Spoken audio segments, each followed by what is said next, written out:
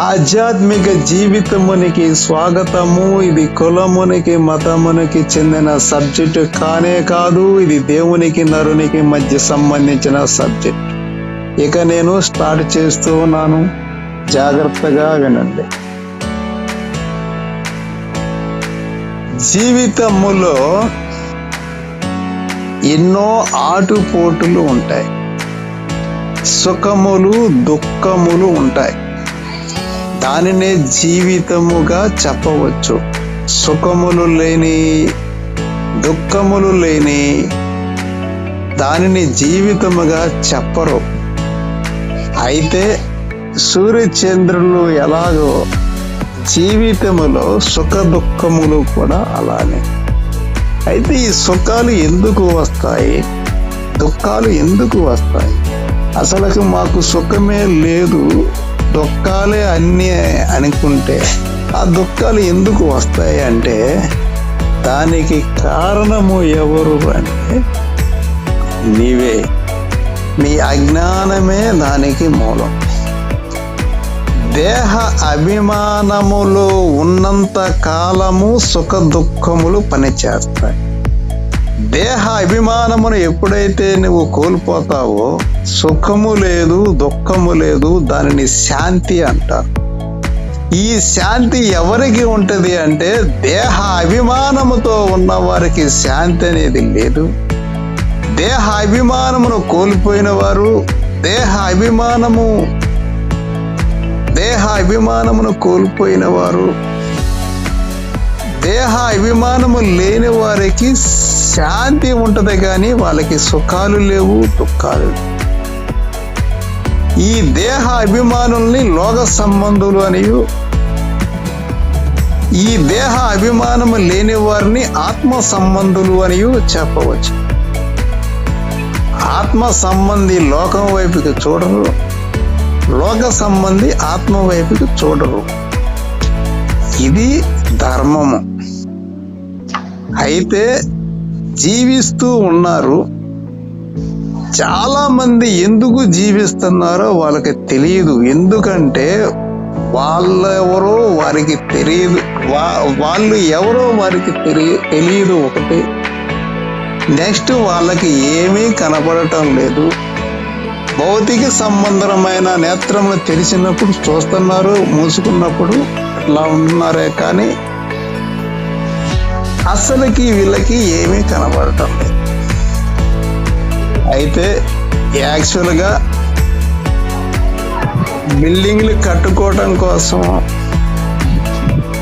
లేకపోతే వాహనాలను కొనుక్కోవడం కోసము, లేకపోతే అనేక వివాహములు చేసుకొని సుఖభోగాలు అనిపించడం కోసము, లేకపోతే అనేక మంది స్త్రీలతో కానీ పురుషులతో కానీ శృంగారిస్తూ ఆ జీవితాన్ని సుఖమయం చేసుకోవటం కానీ ఇదంతా జీవితము అనరు. ఇక్కడ గోడకి కొట్టిన బంతి ఎలా తిరిగి వస్తుందో నువ్వు ఏది చేస్తే అది నీ వెనకాలే వస్తుంది అనేది ధర్మము. నువ్వు మంచి కర్మ చేస్తే మంచి వస్తుంది, చెడు కర్మ చేస్తే చెడు వస్తుంది. మంచి కర్మ చేసినప్పుడు సుకర్మ, చెడు కర్మ చేసినప్పుడు దుఃకర్మ.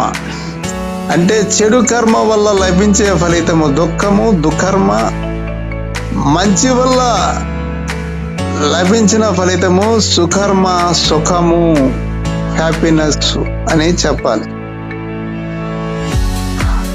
అయితే బిల్డింగ్లు కట్టుకోవడం కోసము, లేకపోతే వాహనాలు కొనుక్కోవడం కోసము, లేకపోతే అనేక మంది స్త్రీల పురుషులతో శృంగారంతో నేను ఎంజాయ్ చేస్తానని భ్రమ కోసమో కాదు ఈ జీవితం దేవుడు ఇచ్చినది. అయితే చాలా మంది దేవుడు సృష్టించాడు ఎంజాయ్ చేయండి అని సహజంగా ఉండవచ్చు, కానీ ఇక్కడ పెద్ద మెలికి ఉన్నది. దేవుడు మాట విని దేవుడికి లోబడితే ఏ సమస్య లేదు. దేవుడికి వ్యతిరేకంగా మారినప్పుడే ఈ సమస్య. అందుకనే ప్రతి మనిషి దేవుడికి వ్యతిరేకంగా మారి పాపముని నెత్తిన పెట్టుకున్నారు. దాన్నే కర్మ అంటారు. దేవుడు మాట వింటే సమస్య లేదు, దేవుడికి లోబడితే సమస్య లేదు. కానీ సమస్య అనేది ఎక్కడ వచ్చినది అంటే దేవుడికి వ్యతిరేకంగా మారటం వల్లే వచ్చింది.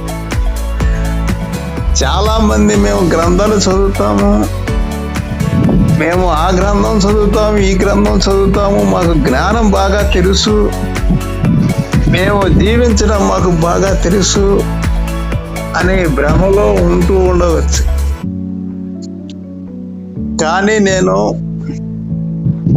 ఏం చెబుతూ ఉన్నాను అంటే, జీవితము అనేది దేవుడిచ్చిన వరము మనిషి ఆత్మకు.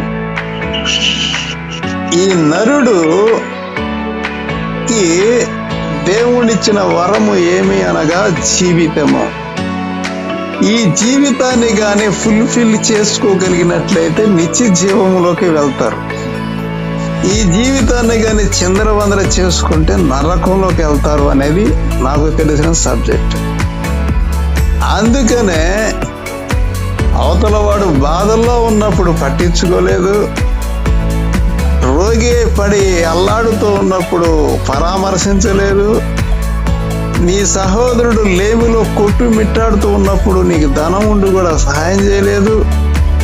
మరి నువ్వు ఇలాంటి పిసిన గొట్టులాగా ఉంటూ నీచమైన కార్యక్రమాలు చేస్తూ, నేను అనే స్వార్థములో కొట్టుమిట్టాడుతూ, నేను, నాది, నా భార్య, నా బిడ్డలని చెప్పి నువ్వు ఇలా గిరికించుకొని ఒక గురువుని, సిద్ధ గురువుని కానీ, ఒక గొప్ప సిద్ధ గురువుల్ని ఒక దేవుడిగా ప్రతిష్ఠించుకొని నువ్వు భజనలు చేసినంత మాత్రాన ఏమీ ఉపయోగం లేదు. భజన అంటే ఏమి అర్థము? దాన ధర్మాలు చేయటమే ఒక భజన కార్యక్రమము, సహాయాలు చేయటమే ఒక భజన కార్యక్రమము, లేమిలో ఉన్న వారిని ఆదుకోవటమే భజన కార్యక్రమము, పక్కన తోటి వ్యక్తిని బాగుపడాలి, బాగుండాలని కోరుకోవడమే భజన కార్యక్రమం. ఎప్పుడైతే ఇలాంటి మంచి క్రియలు చేయటం వల్ల దీనినే భజన అంటారు. ఈ భజనే దేవుడికి అవసరం. కానీ ఇవన్నీ నువ్వు నిరోధించి 24 గంటలు ప్రార్థన చేస్తా, 24 గంటలు ధ్యానం చేస్తా, నీవు ఈ స్వభావాలన్నీ చుట్టుకొని నువ్వు ఎంత చేసినా ఈ సాధన అంతా నిష్ప్రయోజనము. చిల్లు గిన్నెలు అంటే గిన్నెకి చిల్లు పడితే దానిలో నీళ్లు పోస్తే నిలవటం ఎంత కష్టమో అది సంగతి. అందుకనే ఈ భజన, ప్రార్థన, ధ్యానము దేనికోసము అంటే దేహాన్ని పోషించుకోవడం కోసం కాదు, ఆత్మని గుర్తెరగటం కోసము, నేనెవరో కనుగొనడం కోసము, అసలు నేను ఎందుకు ఇక్కడ ఉన్నాను, నేను ఎందుకు ఏం చేస్తున్నానని తెలుసుకోవడం కోసం, ఈ ఆత్మ సంబంధమైన వాటి కోసం భజన కార్యక్రమాలే కానీ దేహ వీటి కోసం భజన కార్యక్రమం అవసరం లేదు. ఎందుకు అంటే నీ జీవితాన్ని పేకలను అమర్చినట్లుగా కాకుండా, ఇసుకలో కట్టిన ఇల్లులాగా కాకుండా పునాది వేసి చక్కగా బలంగా కట్టుకున్నట్టయితే ఆ ఇల్లు పడిపోదు. అందుకనే ప్రతి ఒక్కరు దయచేసి ఆలకించండి. దేహ అభిమానంతో ఉన్నావా, దేహ అభిమానం లేకుండా ఉన్నావా? దేహ అభిమానంతో ఉన్నావా అయితే నరకం పొంచి ఉంది. దేహ అభిమానం లేకుండా ఉన్నావా అయితే నువ్వు స్వర్గ ద్వారాన్ని ఓపెన్ చేసావు, స్వర్గంలోనే నువ్వు ప్రయాణం చేస్తూ ఉన్నావు. ఈ శాంతి అనే ద్వారాన్ని తెరిచిన వారు మాత్రమే. అందుకనే దయచేసి ఈ చిన్న సందేశం ఏదైనా ఉపయోగంగా ఉంటే మరి ప్రతి ఒక్కరూ సాధన చేసి తోటి వారికి సహకరించి సహాయక గుణం కలిగి ఉండి లేమిలో ఉన్న వారికి హెల్ప్ చేస్తా, సత్క్రియలు, మంచి క్రియలు, మంచి కార్యక్రమాలు చేస్తా. ఆ దేవుణ్ణి మెప్పించవలసిందిగా, మీరు కూడా చైతన్యంలోకి రావాల్సిందిగా, సత్యాన్ని గ్రహించవలసిందిగా, అజ్ఞానమును వీడి జ్ఞానంలోకి రావాల్సిందిగా కోరుకుంటూ పరిశుద్ధులకి శుభము కలుగునగా.